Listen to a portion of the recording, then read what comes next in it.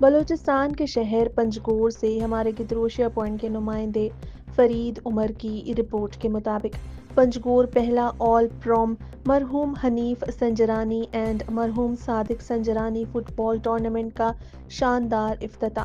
رابطہ committee prom کے chairman اور نوجوان سماجی رہنما عابد اشرف نے باقاعدہ افتتاح کر دیا۔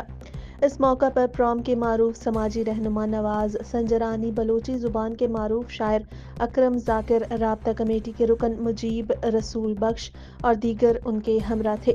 افتتاحی میچ چراغ کلب کڈان اور شہید اکرم جان کلب ریش پیش کے مابین آزاد کلب کلیری شاہ مراد بازار کے گراؤنڈ میں کھیلا گیا۔ میچ برابر ہونے کی صورت میں فیصلہ پینالٹی کک پر ہوا۔ شہید اکرم جان کلب ریش پیش نے پینالٹی کک سے یہ میچ جیت لیا۔ اس موقع پر شائقین فٹ بال بڑی تعداد میں موجود تھے۔ واضح رہے اس ٹورنامنٹ کو پروم کے سماجی رہنما نواز سنجرانی کی خاص تعاون حاصل ہے۔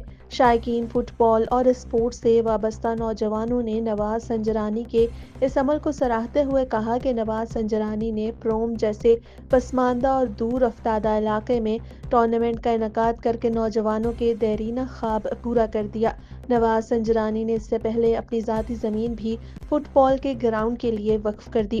اسپورٹس سے وابستہ نوجوانوں نے پروم کے دیگر مخیر حضرات سے اپیل کی کہ وہ نواز سنجرانی کی طرح نوجوانوں کی حوصلہ افزائی کر کے ان کے ساتھ تعاون کریں تاکہ نوجوان سماجی برائیوں سے بچیں، علاقے میں ایک صحت مند معاشرہ تشکیل پائے اور کھیل کے میدان آباد رہیں۔